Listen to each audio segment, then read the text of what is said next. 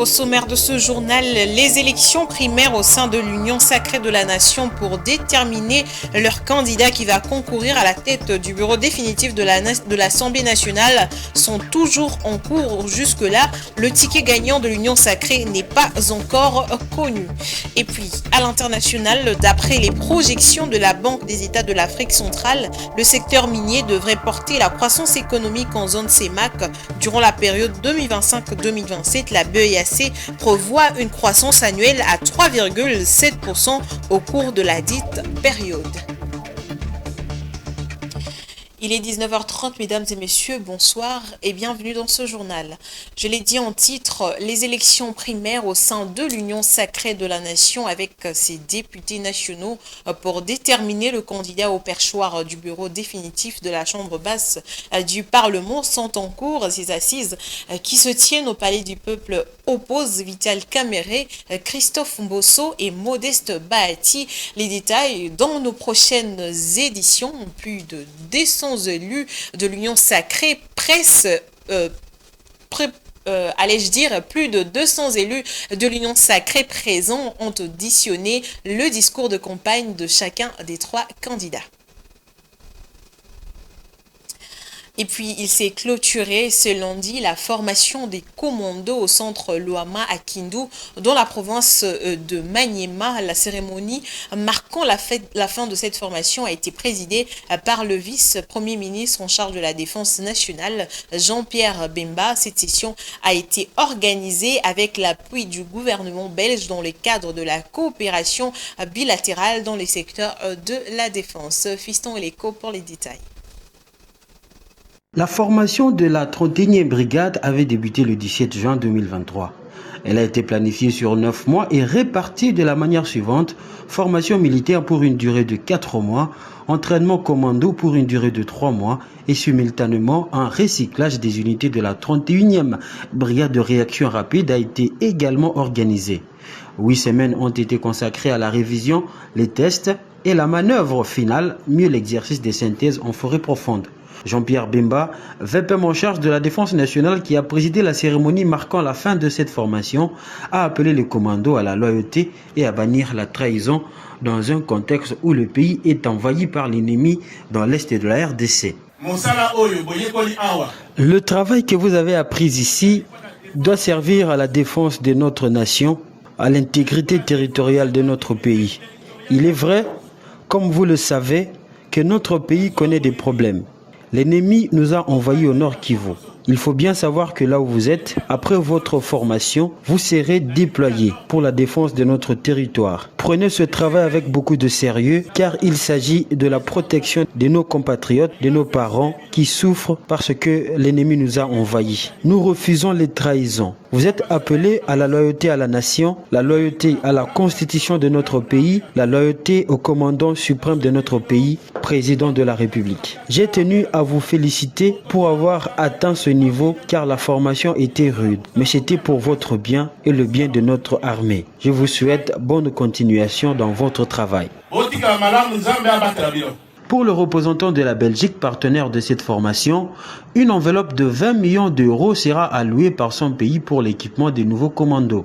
Le centre d'entraînement des commandos de Loama se prépare à accueillir à nouveau près de 3000 autres recrues pour une nouvelle formation. Le VPM Jean-Pierre Bemba a remis les brevets aux lauréats après avoir eu droit à quelques démonstrations.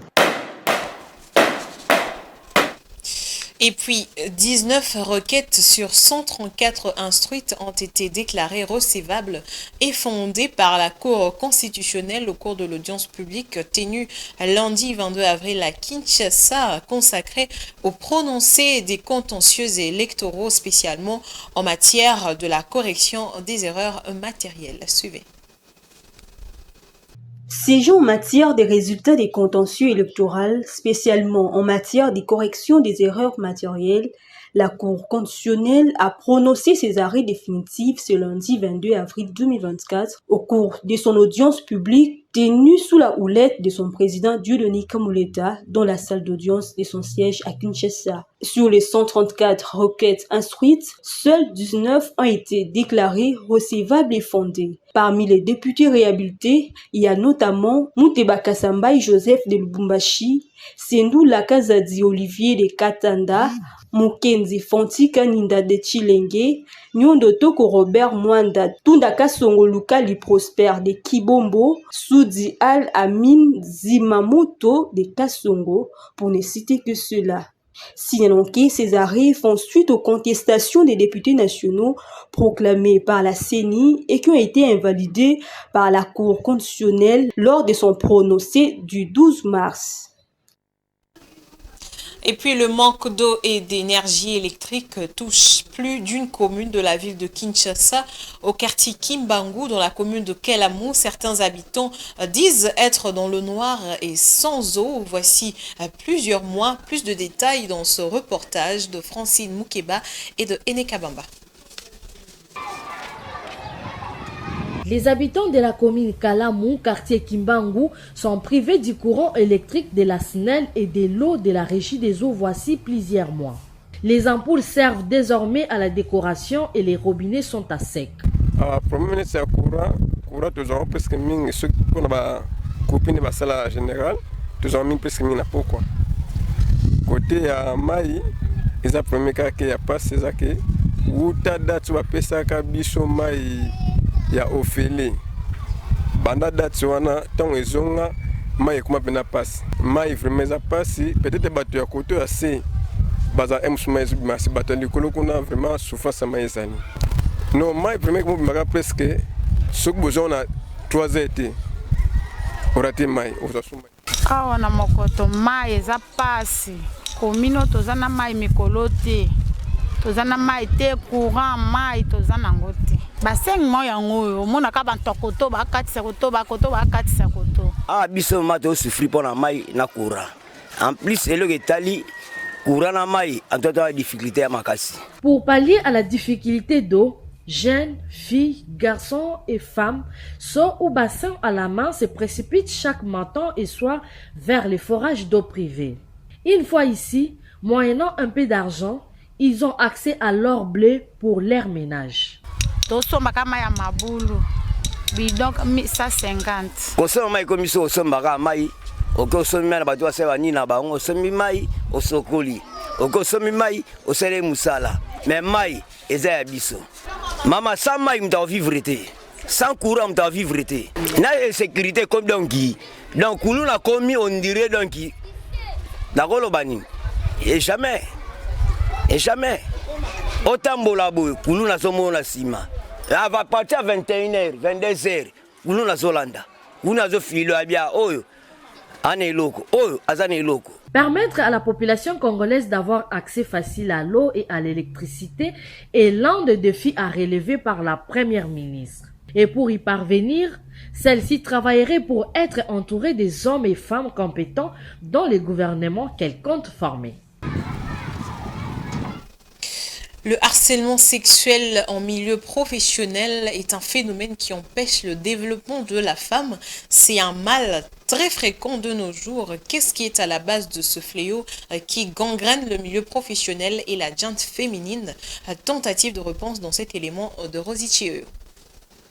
Le harcèlement sexuel est un ensemble des gestes, d'attitudes, des paroles ayant une connotation sexuelle et étant susceptibles de porter atteinte à la dignité et à l'intégrité morale ou physique d'une personne devenant alors victime. Une situation de harcèlement sexuel comprend au moins un auteur et une victime. Cela concerne tant le sexe féminin que le sexe masculin. Cependant, dans la majorité de cas, la victime est une femme et l'agresseur est un homme. Dans les milieux professionnels, c'est un problème persistant qui affecte principalement les femmes en raison des combinaisons des facteurs tels que les inégalités de pouvoir, les stéréotypes de genre, les normes culturelles et la peur des représailles. Avoir mérité un poste honnêtement est devenu un grand défi à relever pour la femme dans les milieux professionnels. Moi, j'ai les compétences. Je suis licenciée. Et ça, je vous dis, ça m'est arrivé.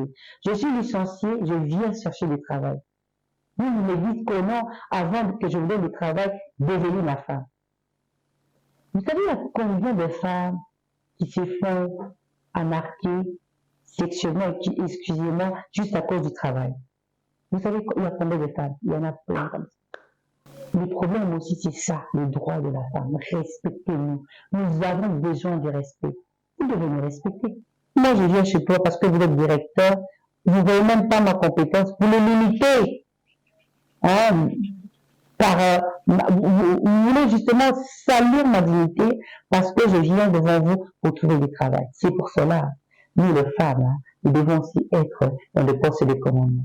Parce que je sais que quand je viens là, c'est moi. Et les femmes comme moi, elles peuvent me comprendre.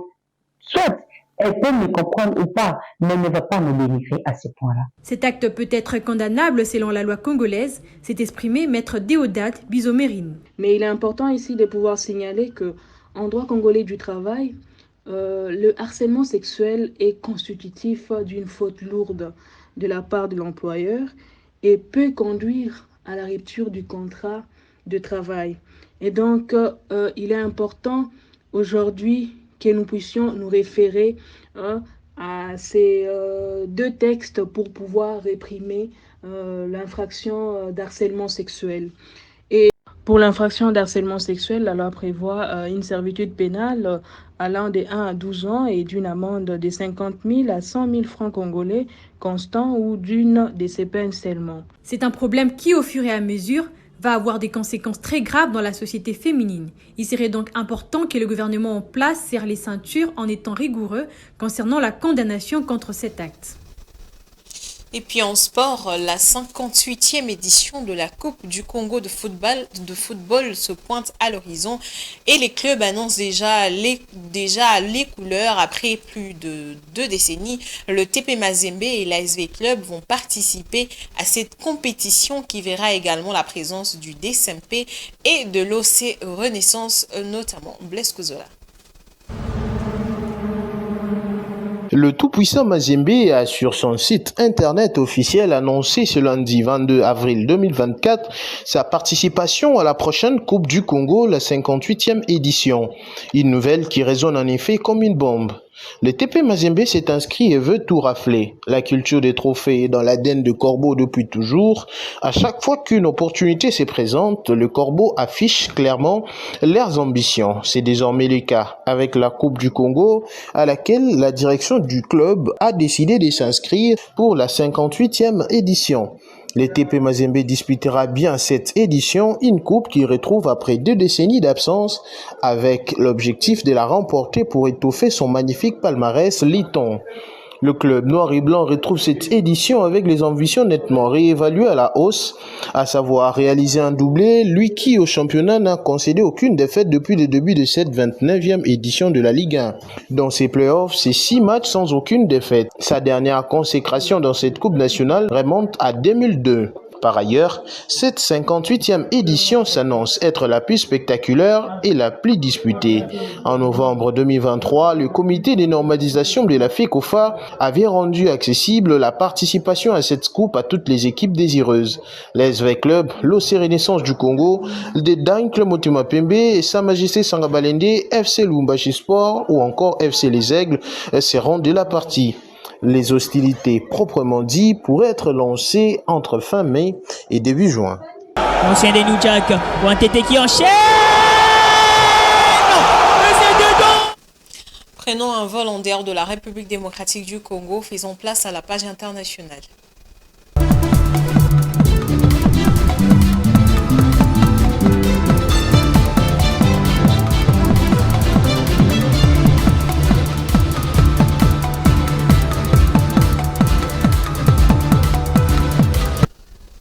Je l'avais annoncé en titre, le secteur minier devrait porter la croissance économique en zone CEMAC durant la période 2025-2027. D'après les projections de la Banque des États de l'Afrique centrale, BEAC en sigle, l'institution prévoit une croissance moyenne annuelle à 3,7% dans l'espace communautaire au cours de la dite période, contre une croissance à 3,6% attendue à fin 2024. La BEAC BAC cite notamment 5 projets d'exploitation du minerai de fer en cours au Gabon et au Cameroun comme moteur de la croissance économique attendue dans la CEMAC entre 2025 et 2027. Edouard Fonda. Entre 2025 et 2027, le dynamisme du secteur minier devrait porter la croissance économique dans la communauté économique et monétaire de l'Afrique centrale, CEMAC, selon les perspectives de la Banque des États de l'Afrique centrale, BAC. L'institution projette une croissance moyenne annuelle se chiffrant à 3,7% dans la CEMAC au cours de la période sous revue grâce à l'exploitation des vastes ressources minières telles que le fer, le manganèse, le bauxite, le cuivre, le coltan et le nickel. Ces prévisions représentent une progression par rapport à une croissance économique de 3,6% attendue dans la zone communautaire à la fin de 2024.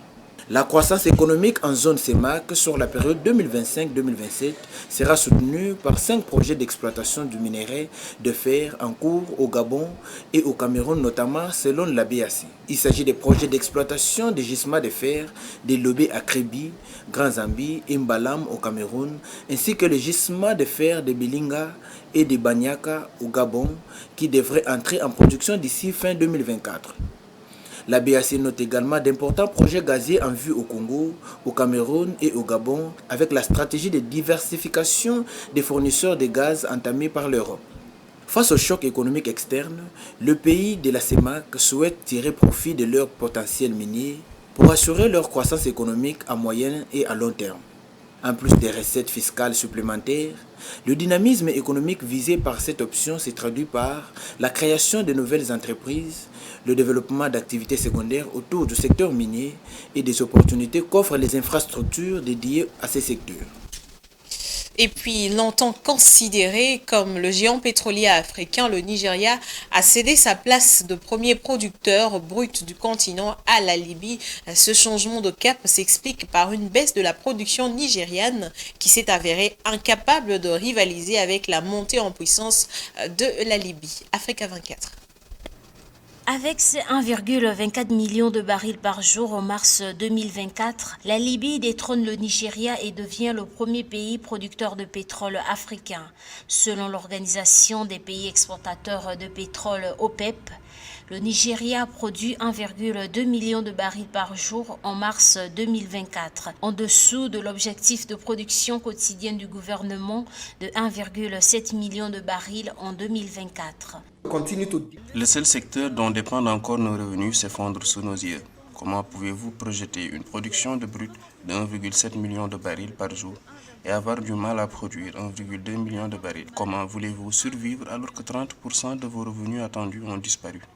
Cette contre-performance a acté le déclin du pays et sa rétrogradation dans le classement des producteurs africains. Plusieurs facteurs semblent expliquer ce revers nigérian. Parmi les plus importants, on retrouve le fléau du vol de pétrole brut et du vandalisme des pipelines. Les conséquences de cette baisse sont déjà palpables avec une baisse de 30% des revenus attendus. Pourquoi abandonnons-nous le secteur manufacturier? Pourquoi avons-nous abandonné le secteur agricole qui était le pilier économique du Nigeria dans les années 50 et dans les années 60? Pourquoi avons-nous abandonné ces choses? Nous devons revenir. Face au déclin de la production pétrolière du Nigeria, les experts estiment que le pays doit impérativement trouver des solutions durables aux problèmes qui entravent sa production pétrolière s'il souhaite espérer reconquérir sa place de leader africain. Une autre manière de vous informer, mesdames et messieurs, c'est avec la revue de presse.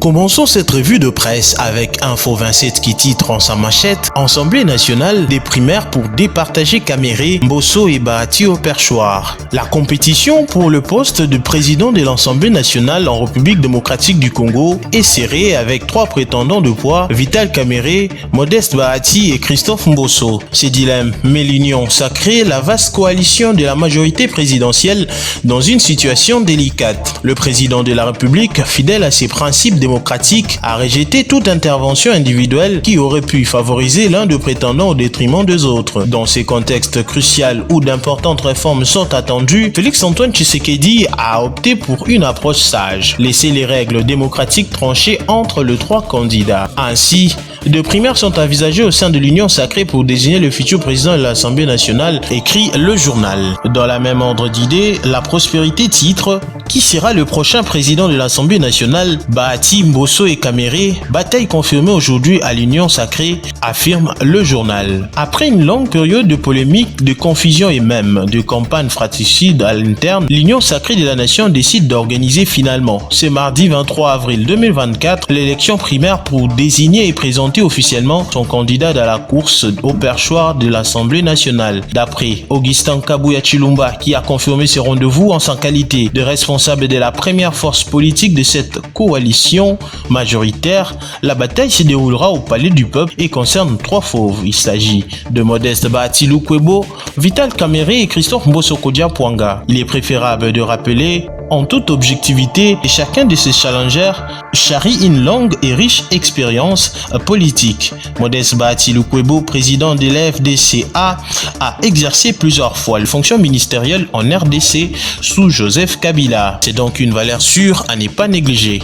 Pour Vital Kamerhe, président de l'UNC, lui a visiblement du vent en poupe. Après avoir occupé le poste du ministre de l'économie au sein du gouvernement Sama, l'homme cherchera à briguer la présidence de la représentation nationale, poste qu'il a occupé par les passés. Entre-temps, l'enjeu pour Mbosso Kodia Christophe sera de succéder à lui-même, lui qui a occupé le fauteuil au lendemain de la destitution du bureau Mabunda. Les députés de l'Union sacrée sont donc face à une série d'équations. Vivement la démocratie, écrit La Prospérité. Clôturons cette revue de presse avec Forum des As qui titre « Jugeant recevable 19 requêtes sur le 134 examinées, la Cour constitutionnelle réhabilite Serge Bahati, Séraphine Kilobo, Claude Nyamungabo, Christophe Nanga, Sami Badibanga perd leur siège. La Cour constitutionnelle de la République démocratique du Congo, siégeant en matière des résultats des contentieux électoraux, spécialement en matière de correction des erreurs matérielles, a déclaré lundi sur le 34 requêtes introduites, seuls 19 recevables fondés lors de son audience publique. Il y a eu de dossiers déclarés irrecevables, d'autres non fondés et d'autres encore fondés. 19 requêtes ont été déclarées recevables et fondées, a déclaré le président Dieudonné Kamuleta. Fin de cette revue de presse. Au revoir.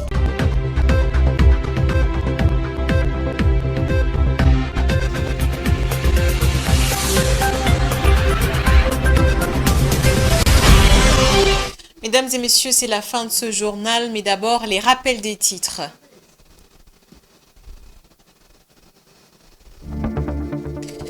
Les élections primaires au sein de l'Union sacrée de la nation pour déterminer leur candidat qui va concourir à la tête du bureau définitif de l'Assemblée nationale sont toujours en cours. Jusque-là, le ticket gagnant de l'Union sacrée n'est pas encore connu. Et à l'international, d'après les projections de la Banque des États de l'Afrique centrale, le secteur minier devrait porter la croissance économique en zone CEMAC durant la période 2025-2027. La BIAC prévoit une croissance annuelle à 3,7% au cours de la dite période. Voilà, c'est la fin de ce journal, mesdames et messieurs. Merci à vous de l'avoir suivi et bonne suite de programme chez vous.